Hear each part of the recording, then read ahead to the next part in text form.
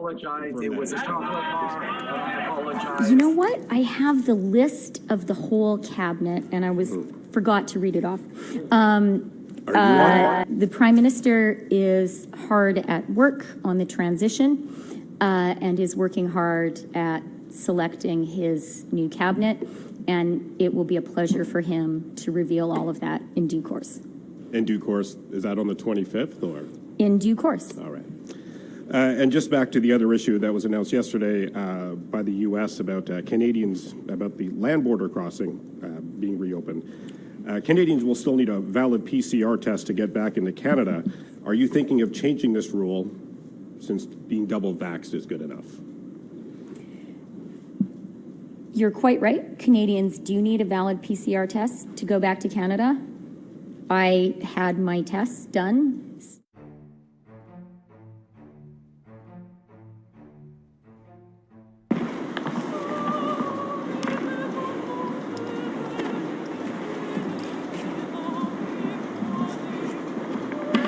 Okay, good afternoon, everyone. It is great to be back at our embassy in Washington. This has been a productive week. I attended the annual meetings of the IMF and World Bank, as well as meetings of the G7 and G20 finance ministers and central bank governors. At these meetings, Canada and our partners discussed the actions needed to end the pandemic and the actions needed to lay the groundwork for a recovery that is green, equitable, and resilient. Part of building an equitable recovery is strengthening international tax fairness, ending the global race to the bottom in corporate tax, and ensuring that all corporations, including the world's largest, pay their fair share. That's why last Friday's agreement of 136 countries, including Canada, on the elements of the landmark two-pillar plan on international tax reform is so significant. Canada's priority and our preference has always been a multilateral agreement. We have a clear and compelling national interest in this multilateral deal, which protects against erosion of our tax base and which will generate significant additional revenue for Canada.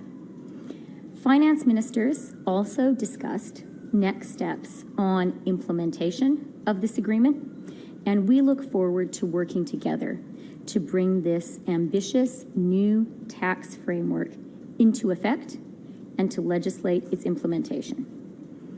Meetings here this week have been an opportunity for Canada to discuss with our partners a range of issues, including climate action, addressing the needs of low-income and vulnerable middle-income countries, and future pandemic prevention and preparedness. Pour que notre relance soit équitable, il faut notamment améliorer l'équité dans le régime fiscal international, freiner la tendance mondiale à réduire le plus possible le taux d'imposition des sociétés et nous assurer que toutes les sociétés, y compris les plus grandes du monde, paient leur juste part d'impôts. C'est pourquoi la Cour conclut vendredi entre 136 pays, dont le Canada, concernant les éléments du plan historique à deux piliers sur la réforme fiscale and our work together on climate action. Canada has a widely acknowledged world-leading price on pollution, and this week we continued our active exploration with international partners, including at the G7, about how we can collaborate on carbon pricing, on carbon border adjustments, and on other tools to fight climate change.